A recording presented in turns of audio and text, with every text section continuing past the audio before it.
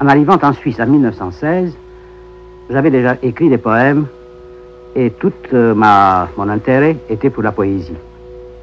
Évidemment, ce n'était pas une poésie telle qu'on l'entendait à l'époque, c'était évidemment une poésie moderne. Apollinaire m'était déjà tout à fait familier, ainsi qu'Alfred Jarry et d'autres écrivains qui étaient de l'avant-garde à cette époque-là déjà. Nous avions vu le cubisme, il y avait le futurisme, il y avait l'expressionnisme, enfin il y avait un souffle de modernisme qui soufflait à travers l'Europe. You said that there was a modernism in Europe, but that didn't prevent you from saying that Dada wasn't modern. What did you mean by that? Oui. Dada n'est pas moderne, nous l'avons dit exactement au moment du congrès de Paris, parce que Dada était assez anarchique.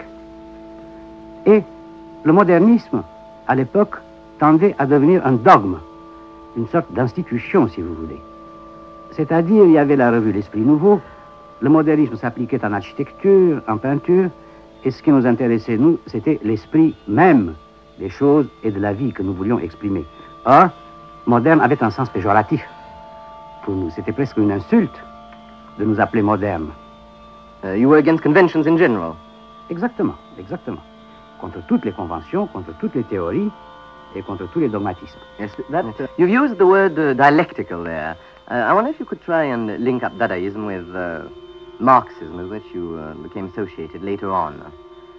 It seems somehow that there's a contradiction between both a Dadaist at one time and perhaps a Marxist at another. Oui, c'est exact, mais à l'époque, nous n'avions absolument aucune notion ni de marxisme, ni de politique. Ceci s'était fait beaucoup plus tard, et ce sont les surréalistes, surtout, qui ont voulu faire la...